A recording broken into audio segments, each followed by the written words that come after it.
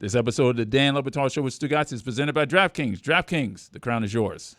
I am so disappointed that there has been a lack of evolution in America and in 2025 and with our show that makes it this many years after Jackie Robinson that Jeremy and Pitch Clock are segregated.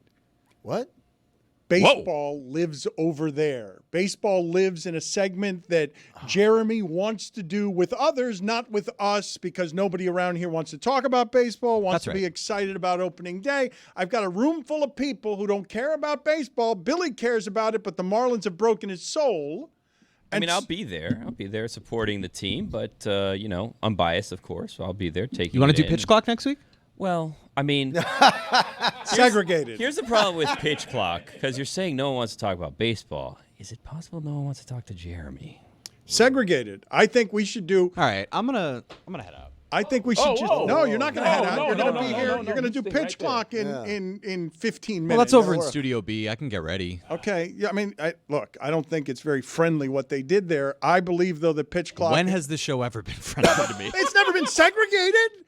Well, it's never. Well, I got sent to the penalty box a lot, man.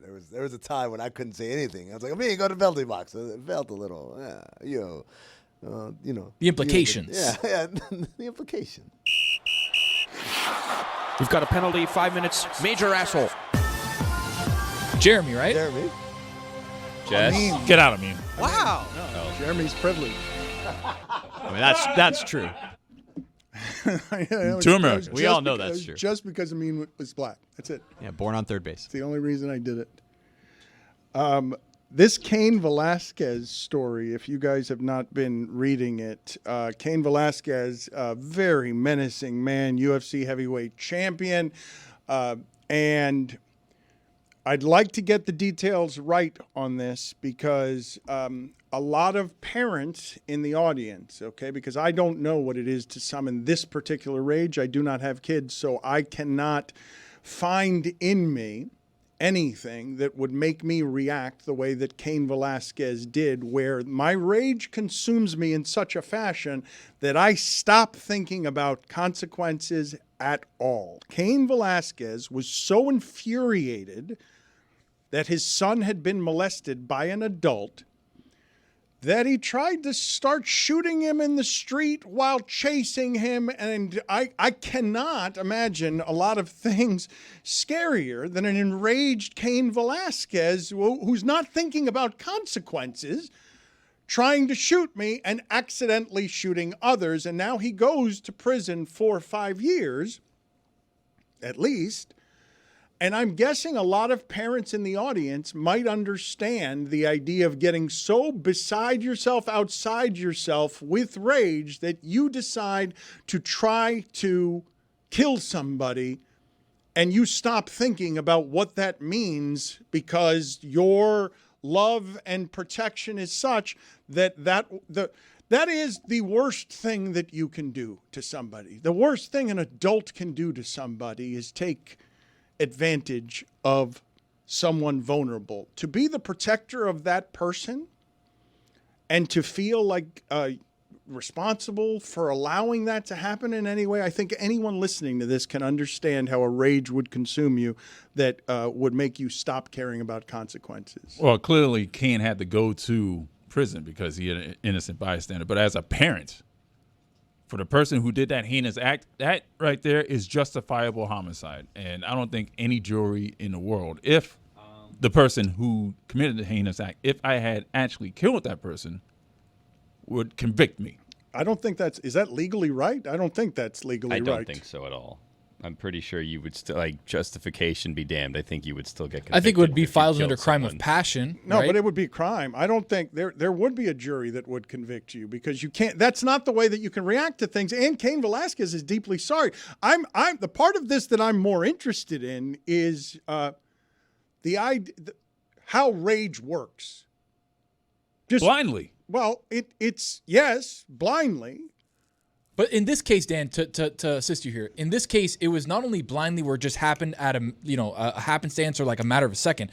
This was prolonged blindness of I'm going to chase this guy in his car for 11 miles while I shoot several shots out of a .40 caliber handgun into the car that also has his mom and his stepfather, and the stepfather eventually getting struck with non-life-threatening shots. But that's where the attempted murder comes in. That's where all of these firearm charges and whatnot comes in. But the issue is, and how to tie everything together, is the man who was accused of molesting his son, the parents who were in the car owned a daycare that the son went to. And that's kind of the connection point where they were all in the car. He went out there and tried to, again, avenge his son for what had happened.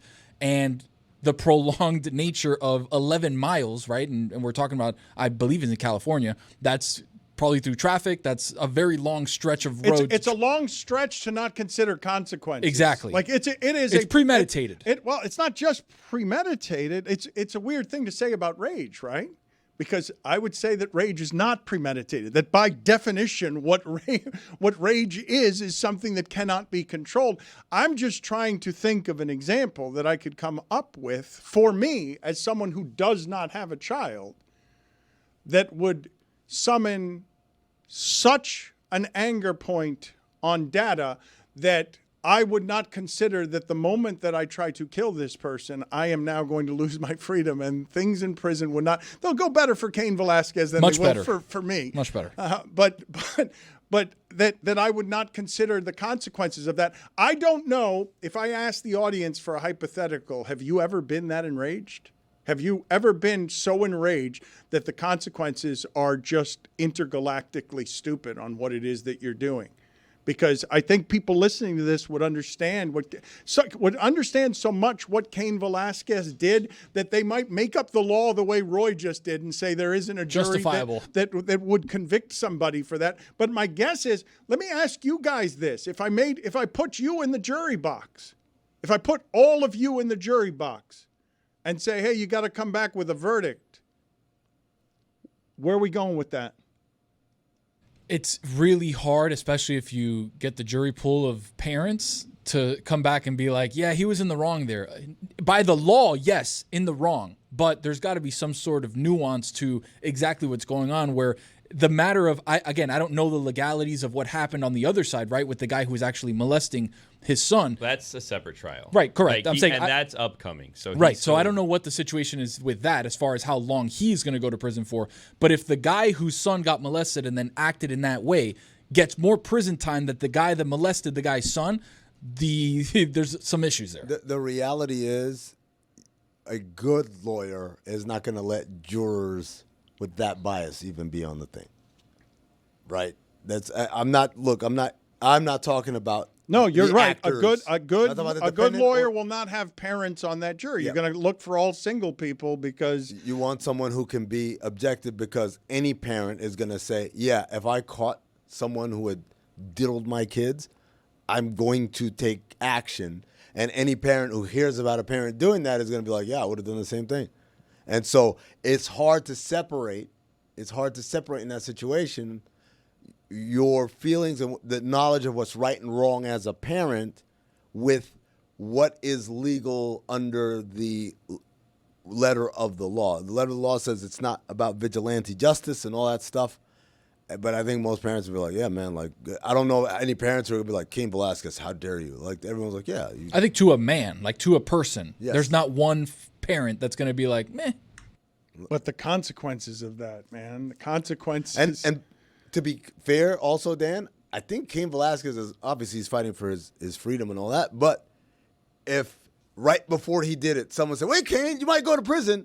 No, I'll do it in order to make things right, in as much as this act can make things right. Well, this really didn't make anything right. Well, I mean, like think about the consequences of that rage, the thought process of I'll get justice here, and look at what justice becomes. It becomes you in prison for 5 years harming someone else, and there is no justice here. Do you what is the justice? Do you think he regrets it? I mean, but justice also isn't him murdering someone. No, it's and not. then going to jail for the rest of his life. Like, that wouldn't have been justice It's either. not. But my question is, do you think he regrets it? Do you think, man, I wish I had taken a beat there? I don't think he regrets it. I think he thinks to himself, yeah, I would do it again. But this is the insidious nature of what we're talking about, which is the worst thing a human being can do. Like, there is no justice on it. Like, that child is ruined, and sending a pedophile, correctly convicting through the legal system a pedophile who will then go to prison and be ravaged by the inmates who will partake in justice. That's the only justice that will be here. It's not a solving of anything. And a child is ruined. And has now lost his father. We hope that the child is not ruined. We hope that the child can recover and through therapy and being surrounded by the right people can live a fulfilling life.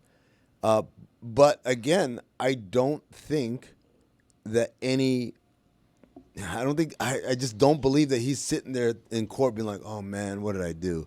I don't think that. I think he's like, I'd do it again. The judge was incredibly lenient, too. He got time served, the 5 years, but also time served on the back end because he was incarcerated for a majority of the last couple of years. But the judge even said it, like, this is a guy who did something that I think every parent would do. So the judge was very lenient. Well, wait a minute. Do you guys, but if I was talking to Cain Velasquez right now, given the consequences, that he'd do it again? Yeah. I don't think he did it because he thought he was going to get away with it. Oh, it's not. Oh, but it's not to get away with it. It's not. You didn't accomplish what it is that you wanted to accomplish, which is killing another man. Like you ended up in prison for 5 years. Like if I ask him, given the consequence, like maybe the answer is yes if you do indeed kill him. Although I can't believe we're having that conversation. But I'm not even asking you that. I think he does regret it. Like I'm not gonna say it's understandable, not merely understandable and reasonable, but it can be those things and stupid. Like, can it not? Can it not be all of those things, even while you understand it? Absolutely. And here's his quote. What I did was not correct. Velasquez says, I understand that. I paid. I'll pay whatever as far as I have to do with, I'll pay it all back. I don't think I can pay it back, but I can always learn from my mistakes and help others. It's just information that you never know anybody. Trust your kids. Have that open communication with them. But the way I handled things was not the way to do it. We cannot pull the law into our own hands. Vigilante justice. Thank you, Amin, for putting a bow on that.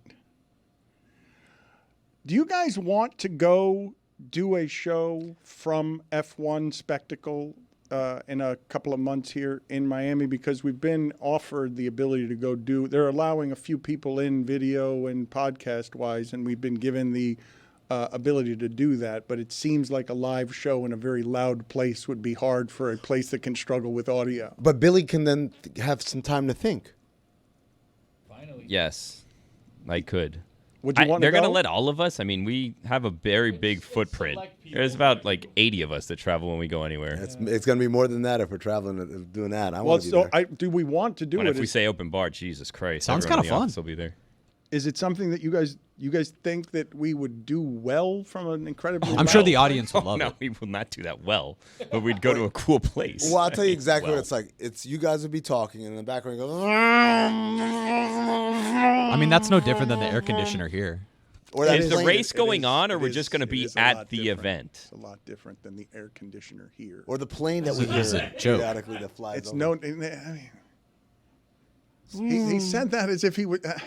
He said it like the stat of the day. Go be segregated. Go. Yeah. I want you to leave right now. Go do pitch clock. Wow. Get out of here. Just All right. go be segregated. This has been a really awesome tease for the pitch clock yeah. this hour. Sorry I didn't help you. It was as good as Oddballs. That's a good point. We do a good job promoting other shows. Jessica.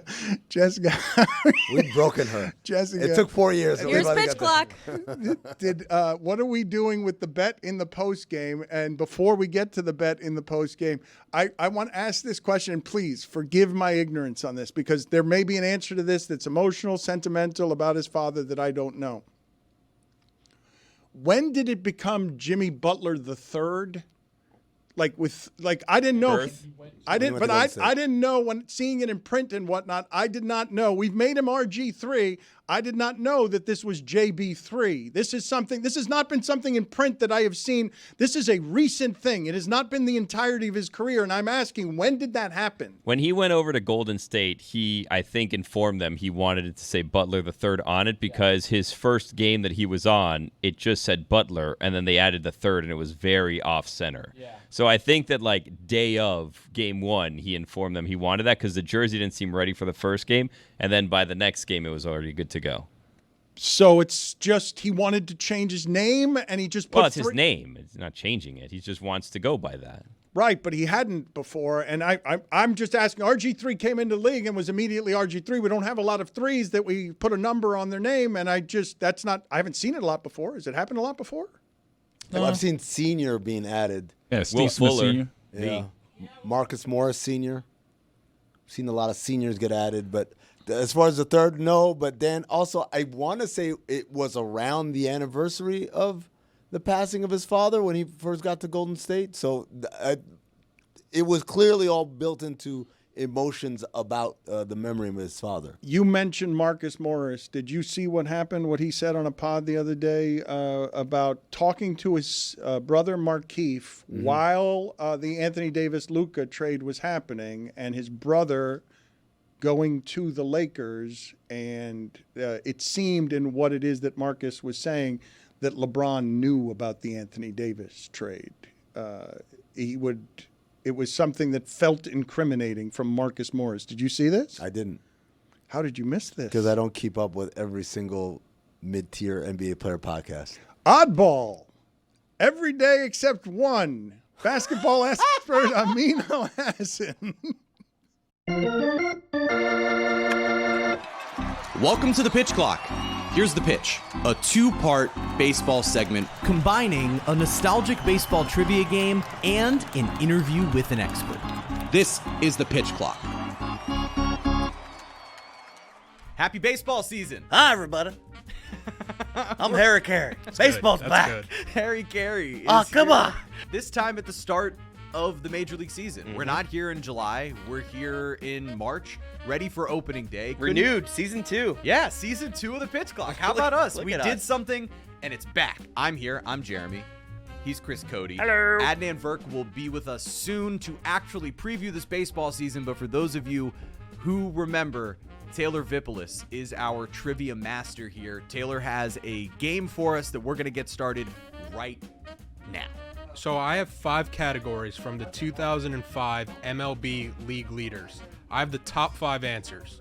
So you'll go at the same time writing answers down. If the person you guess is number 1 on the list, it's 5 points. Gotcha. And then you go down I like that this way. so much. So Ooh, this is exciting. I'm going to be bad at this. I'm stoked. the first category, top 5 hits leaders from the 2005 season. This is tough. Which season? I only have 2 names written so far, and I Really? only feel good about one of them. I'm trying to remember.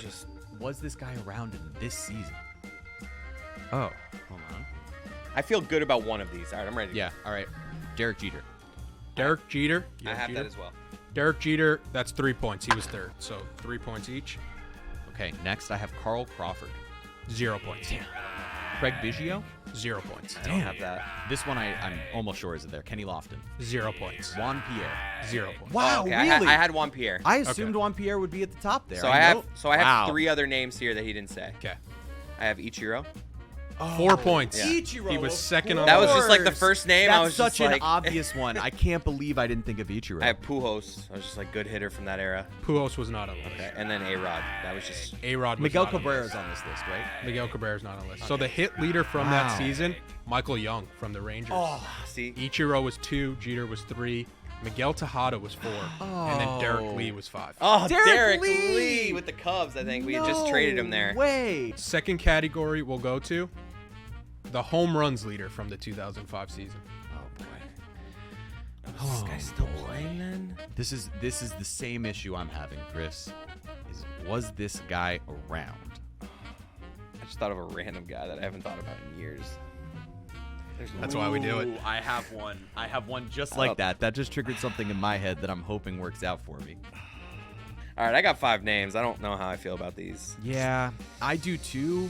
I guess I'll just stick with the 5 that I got, but I don't feel good about it. Chris, you'll reveal first this round. Pujols. Pujols, not on the list. What? Okay, I also had Pujols. I can't believe I didn't put this other guy. This guy could have been retired by now, but Jim Thome? Really? Thome? Jim Thome, not on the list. I had Jim Thome also. Wow. That's weird. Barry Bonds. When did you he have retire? Barry Bonds on the list too? No. Barry Bonds was not on the list. Yeah, Was he retired at that point? I think 04 was his last season. This Aramis Ramirez. Aramis Ramirez, not on the list. Aramis Ramirez. I saw Cubs, Yeah, and yeah. I'm like, Derek Lee wasn't that many home runs. I'm like, who could have had a lot of home runs on that team? Carlos Quentin. Carlos Quentin, not on the list. Carlos Quentin. He was like a 30 No, home he run was guy. a slugger on the Yeah, White Sox. exactly. Yes. My 3 that I have remaining, because I also had Pujols and Jim Thome. Man, we are exposing ourselves quickly. Yeah. It's been 20 years. Leave us alone. A-Rod? Yeah, that one I should have. 4 points. Yeah, all right. Number That's 2 on big. the list. That, I can't believe I didn't put Miguel that one. Cabrera. Miguel Cabrera, not on the list. Wow. Okay. And Adam Dunn. Adam Dunn, good. not on the list. Wow. So that's a tie game. So It's what's 7-7 after what's two. our top 5? The top 5, Andrew Jones led the league in home runs. Andrew Jones. A-Rod was 2nd. David Ortiz was 3rd. A repeat from the hit list. Derek Lee had a What season. a year.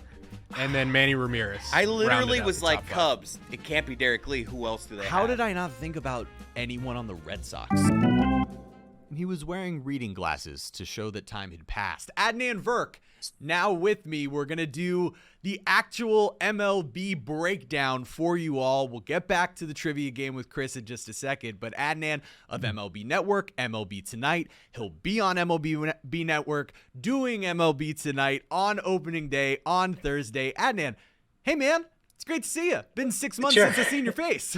I was about to say, it's been a minute, buddy, but it's great to see you. I'm so glad the pitch clock is back, which is fantastic news for all of us here as baseball fans. Of all the matches to look forward to, and we'll get into all the games to look forward to, the fact that the Dodgers and Tigers, Snell versus Skubal, that is as good as baseball gets. I can't wait. What's crazy about that is that I think I'm going to be at an even better pitching matchup between Sandy Alcantara and Paul Skeens. That's how good opening day is. Yeah. That's how good opening day is, and we'll get to it. But basically, what I wanted to do here was just sort of go through players and teams to watch as we can kind of set everybody up for what to expect in this baseball season. So where I want to start with you is with the top 5 best players in Major League Baseball going into 2025. So at number 5, I got Bryce Harper, 2-time MVP. I want to see Harper finally get that elusive World Series ring.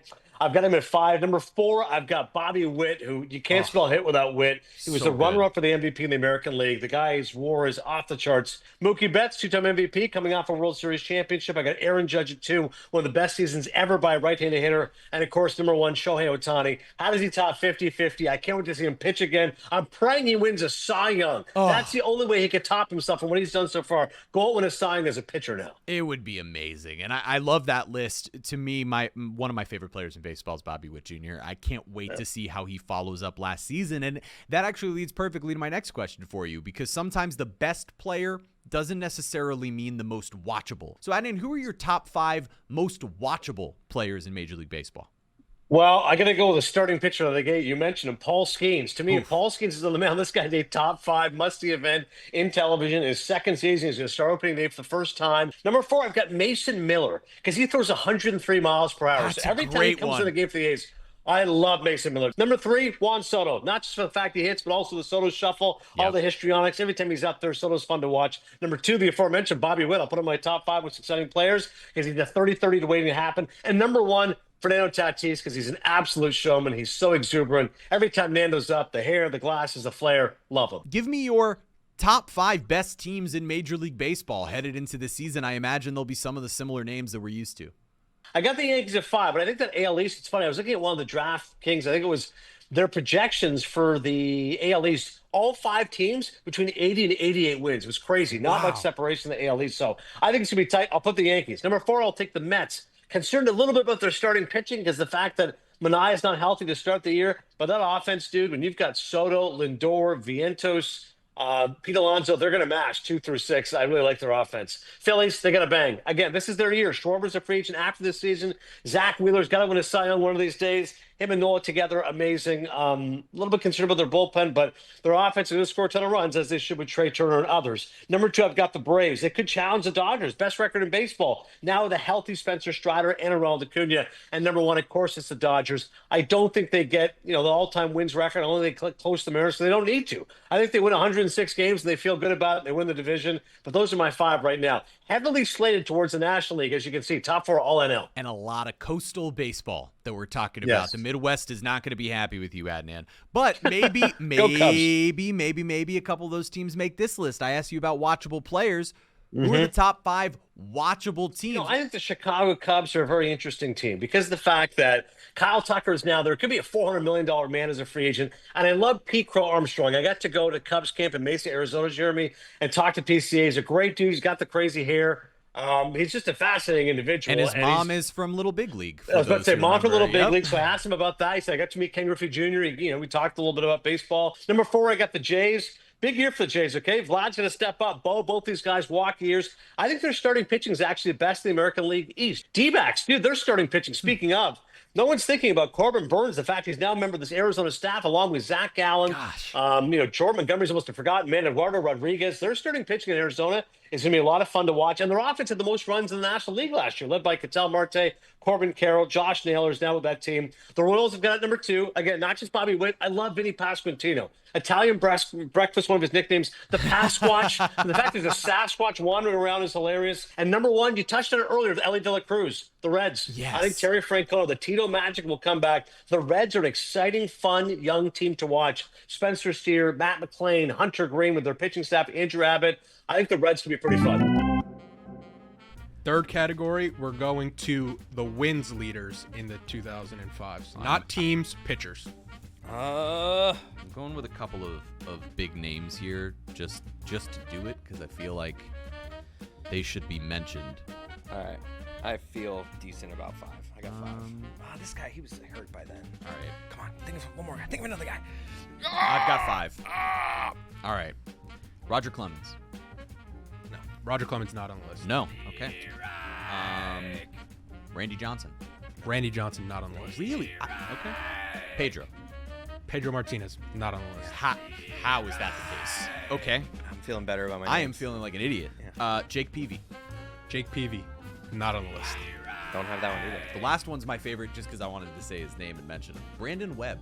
Brandon Webb not on the That's list. a good guess, though. CC Sabathia. I had CC and CC crossed him out. Sabathia, not on the list. Okay, thank God. Roy Halladay. Roy Halladay not on the list. This is insane. Tim Hudson. Tim Hudson. I hate to say it, boys. It's not Wait, on the list. I have one more, though, right? I Yep. think, yeah. Mark Pryor. Mark Pryor not on the That's- list. You guys are going to hold on. kick yourself Yeah. at who would have been 5 points. Go. Tell me. Dontrell Willis, the Oh, D-Train. no!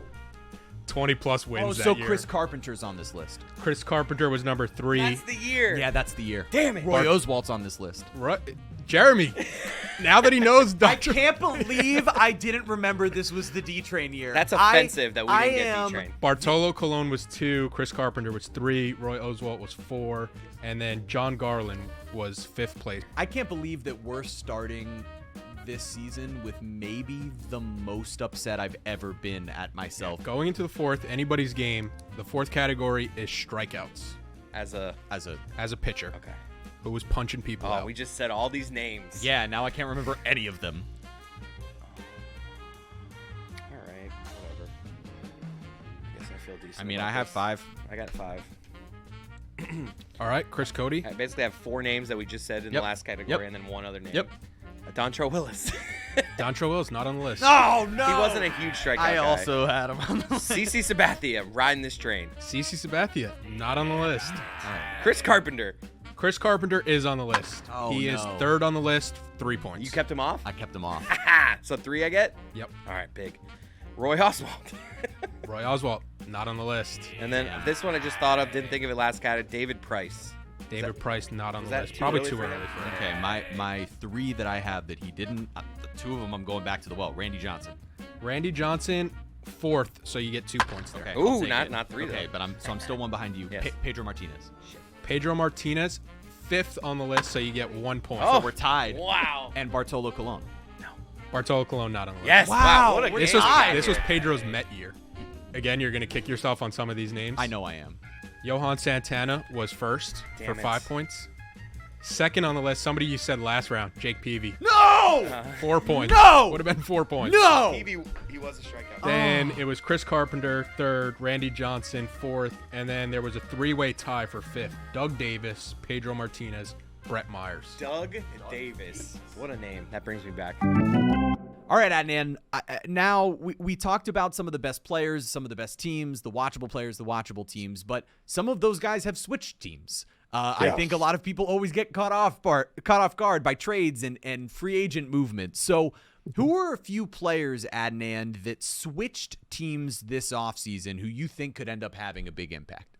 I think Christian Walker is a really key guy for the Houston Astros. This is a different year, Jeremy, for the Astros. They're not going to have Alex Bregman there. They're not going to have Kyle Tucker there. Christian Walker expected a good season there with the Houston Astros. Josh Naylor, I mentioned on there with the D-backs. The guy's a run-producing machine. They had a great offense a year ago. Naylor could be 30-100 in the desert with a really good team around him as he goes to the next level. Obviously, Soto with the Mets, $765 million man. Devin Williams, an electric closer for the New York Yankees. I'll throw one more at you. Anthony Santander, the Blue Jays. He had over 40 home runs last season, signs a 5-year deal with the Jays with the deferred money. It's only $14 million a season. The Jays needed some oomph, and they've got that now with Santander. Those 5 guys, for me, very interesting what they're going to do this year. Who are a couple of teams, Adnan, that you think might be able to surprise people this season? So I think the Reds are one of those teams because, again, in that division, it's very winnable. I do think the Cubs should win that division.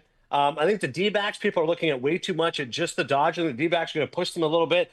And I do think a forgotten team is the San Diego Padres. We all expected them to beat the Dodgers in the playoffs. That was what everybody anticipated. So there's no reason for me to believe that they won't still be a really good and competitive team. I'm going to make you give predictions at the start of the year so that inevitably we can make fun of you at the end of the year when they're wrong. So, Adnan, I'm looking for your MVP in each league, your Cy Young Award winner in each league, and your Rookie of the Year in each league. Let's start with MVP. For MVP, I'm going to go with Vlad. Going into his season, how crazy would that be? Vlad goes out, wins MVP, then gets $500 million from the Toronto Blue Jays. He's been knocking on the door. He was second back in 2021. I think he does it. I want to say Ohtani, Jeremy, it's the easy pick, but why not? Let's go Ellie De La Cruz. I'm riding the Reds train. Just has a massive season for Terry Francona and the Reds. They make the playoffs, and Ellie just goes off. If those two dudes win MVP, we're looking at a very fun baseball season. Who are your Cy Young Award winners? I'm going with Paul Skeens, not exactly off the board. They're the Pirates, but I like this KC one. Cole Reagans, who was fourth in Cy Young voting a season ago. He had 223 strikeouts. I love the guy. Got to go to Royals camp, like I said. I think Reagans is absolute nails. That Royal staff, second most innings, second best ERA of any team. You look at Seattle a lot. Logan Gilbert's kind of a trendy pick. I'm going with Reagans. I can already see the headline, raving about Reagans. And the Rookie of the Years for you. Kate Smith's going to break camp with the Houston Astros. I think they have a good season there with Houston. Could be a really important piece for them. And this one, I don't know when he's going to get called up, but I hear a lot of good things. I watched him in spring. Chase Dollander of the Rockies. What a great story that would be. A pitcher actually wins Rookie of the Year. He's got all the tools. I know the Rockies are awful, so maybe they'll take their time. But I'm telling you, Dollander is going to be dollars for the Rockies. Finally, Adnan, look, you told me who you felt the best teams were. The interesting element, you had the Yankees as the best team in the American League. And you had the Dodgers as the best team in the National League. Is that your World Series prediction? Who makes the World Series this year, and who ultimately wins it?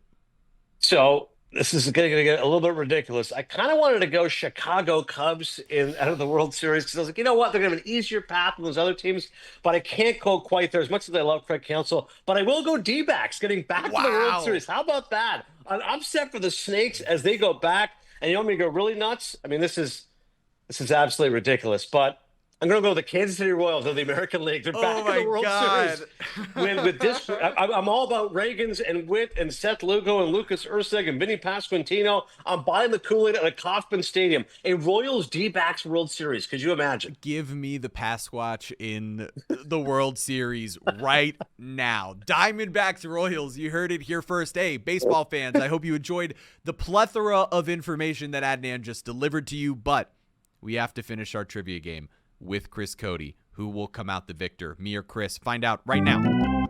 We're going into the final category here, tied at 10 points apiece. Taylor, what is our final category? Let me 2005 guess. stats. I just want to guess because he's gone 2 hitting, 2 pitching. I bet stolen bases.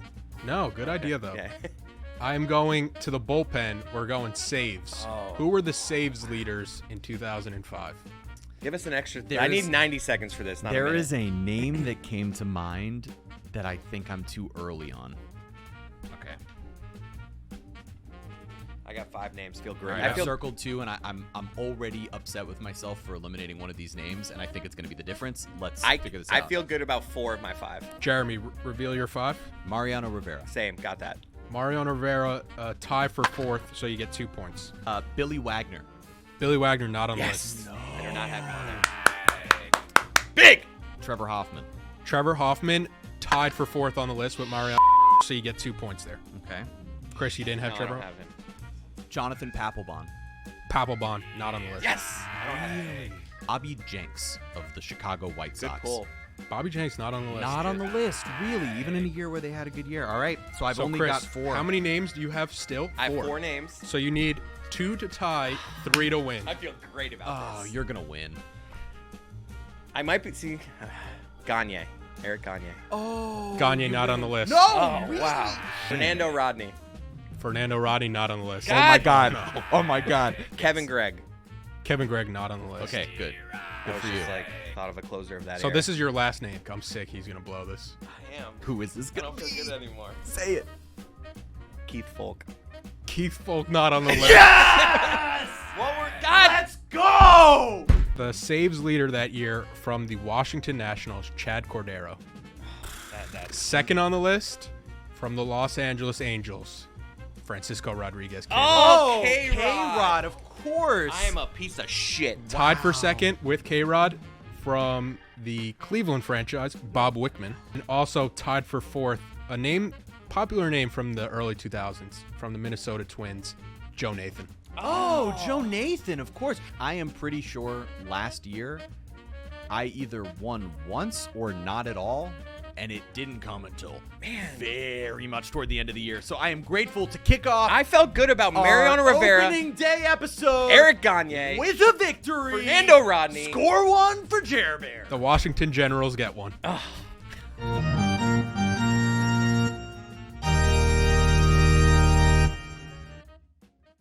It's the height of winter, but it's also a great time to gather with friends and enjoy some Miller Lite. That's right, Miller Lite has the taste you know you can depend on. No games, no gimmicks, just that beautiful white can and a great tasting beer for people like you and me who love the taste of beer. Because Miller Lite is brewed for taste. It hits different than other light beers, with simple ingredients like malted barley for rich, balanced toffee note flavors and that iconic golden color that we all know and love. And here's the most important part for me. I mean, I like all the things, but 96 calories and just 3.2 carbs per 12 ounces, Miller Time is always a good time. The original light beer since 1975 and still the very best one. Miller Lite, great taste, 96 calories. Go to MillerLite.com/Dan to find delivery options near you, or you can pick up some Miller Lite pretty much anywhere they sell beer. Tastes like Miller Time. Celebrate responsibly. Miller Brewing Company, Milwaukee, Wisconsin, 96 calories and 3.2 carbs per 12 ounces. All right, Dan's asking us to come up with steaks for this. I mean, Jimmy ribeye, Butler New York strip, bet. churrascos, Filet mignon. tomahawk. I would be good with actual steaks. Me too. Porterhouse. Porterhouse. You're a porterhouse guy? Oh man, It's love a big. porter. It's big. But the man. problem Good is then sharing. if he wins the bet, he can't eat steak. So His has to he be a has to tuna get steak. something else. Have you ever had like a really good tuna steak? Oh my Yeah, God, of course. it's like butter. Oh, it's Bluefin so tuna. good. Yeah, it's Toro. Lehman Like actually butter. caught a bluefin tuna For once. real? A huge one. Solo? Offshore fishing in the Keys recently. by himself. With a guy he knows With who's a like team. a charter Yeah, fisherman. Yeah, team. because I don't He think made like friends with. that's a big thing. You don't. Oh no, there's like the massive ones that are like yeah, it 500 wasn't like a 500 pounds. It's not one of those. But it was pretty big. It fed us for like a week. It was he filleted it and then he made like this really good like sesame crusted tuna thing, and then he made like sashimi. It's on his IG, by the way. if It, anyone it wants is to- actually probably. That's on that's his how I IG. know I saw it. Yeah. Plug it. So I guess tuna steaks for Lehman. Dan, real At steaks Lehman. for me. Is that Lehman's gonna hate today's show, but minus this part. He'll like this. Why? Part. He doesn't like Too his being business being too out much there? Lehman. Too much Lehman. He's like, I'm a behind the scenes We kind learned of a guy. lot about him. Yeah. Yeah. Well, I feel mystery like- crate. Guys, I have a People know. question. I've listened to the show the last couple of days. Zaslow, he does this thing that I used to attribute to Mike Ryan. Then I realized Whitty does it too, and then I heard Zaslow do it. And, Thing. yeah, Yes. without having a conversation. Yes. I mean, why yes. do they do that? I don't. Do you guys know? Who's the original? British cosplay? I don't know. But that's not what Zaz is I doing. bet it was Zaz first. It has to have You been. think they're copying Zaz? Because that No. makes Subliminally. No way Whitty copies Zaz. Well, What are Whitty you talking copies about? Mike. Woody copies Mike. right. Mike Like it's copies a tree. Zaz. Zaz mean, coaching maybe. tree. I mean, how could they get through this without having a conversation about it? I'm like, why do they say it like that? I agree. I was thinking the same thing all week. But I can't even do mean. it. I can't even do it It's right. like very Sounds like flat. a buzzer. They have an enunciation to It's I mean, we haven't talked about this, but conversation. us back here have talked about it. I don't know if you heard it on the show. How do you feel about when you come into the studio and then there's music being played that may not be like the music you like, but it's being played throughout the office? Look, here's the thing, and you're gonna learn this. You're still new at being a father. Yes. When you have kids with an S, Billy knows what I'm talking about. It's just a cacophony of noise all the goddamn time. And so as a father, to maintain your sanity, you just learn just a hum in the background. I have no idea. Yes, he plays music. I don't know what he's playing. All I know, I have memories of individual moments, like the day he played Pink Pony Strip Club, Pink whatever Pony it's Club. called. Yeah, there 3 you go. times in 1 week. Yeah, and so I was like, Great song. That was You Worth got it. it. I was like, that's the first time I've ever heard it. And everyone's like, oh, it's the best song. And I'm like, nah. And then the next song was Toto, Africa. And Oh, yeah, I everybody remember was that. singing along like it was karaoke. And I was like, see, that's a great song. The song's been around for 40 years. Yeah, well, I'm just saying. 40 years. There's a reason why. In 40 years, Pink Pony Club will be the same thing. I bet you in 5 years it won't. Yeah. Ooh, man. I bet you That next year would it will. I'm gonna say- Hold I'm on gonna- a second. let me Wait, tell you hold something. on a second. Let- Hold on a second. Yeah. You just said that Pink Pony Club It's a hit. will be as relevant in 40 years as Toto's Africa Well, it is depends. today. Is Weezer gonna cover it? You guys That's a heard good point. the Weezer cover? That's the reason all these 22-year-olds in our office know what it is. I'm going to tell you right now. Wow, that straight was up. so dismissive. Yeah, Jeremy, You're you like a shaming Sorry, people. Mike Malley and Ethan Badowski. I love you. Jeremy, let me tell you something. Forget about Toto Africa. That's a Hall of Fame. Why am I bringing that up? It's not even as catchy as Party in the USA. It's not even as catchy as Party in the USA. Wait, are we talking about Toto? No, No, he's saying this- Pink Pony this- Club. Pink Pony Club Wow. is I a think- smash hit from a new artist that's going to be around for a long It's time. not as catchy as Party in the USA. think Then they're a both Jay-Z pretty song catchy. came on. I think they're both pretty catchy. Well, and also I Party in think the Party USA. in the USA is just a completely different message and vibe. So you're just gonna listen. It's not quite the same. But They you played also- it when they caught Obama. know You that? also have 4th of July to always When bring they back caught Party That's in the right. USA. Well, when they killed him. Osama. Oh, Bin Laden. I thought you said Obama. He did. yeah. Did He I say wrong? definitely, You he said definitely No, he is very much alive. Oh he my very much Retired. Billy, thank you. I thought I was hearing And things. rich. I'm pretty sure he said it. Ladies and gentlemen, we got He's him. looking. He's looking. Title's It's going to there. be Amin confuses Obama with Osama. I mean, you know. No. No, I'm saying No. it's one letter. It's one letter. was a lie. Hey, you using sounds from Because Miami? What are you doing? He can't see. You can't see. I thought they were color coded. What happened? Yeah, color. Yeah, The exactly. segregation, that's what happened. Yeah. Osama is what I said. Okay. They played Nobody- That's what you Party meant. in the That's what USA. you Who meant. did? Like the Navy SEALs? No, the people outside, remember, like gathered outside the White House and they were playing Party in the USA? I don't remember that. I That was remember like it. my 16th birthday. Yeah. Well, then you should have been playing Party in How the do you not USA. remember? I was It's at your my 16th birthday. DMV appointment that Put my morning. hands up to play my song. I had to buy it off the internet from a scalper.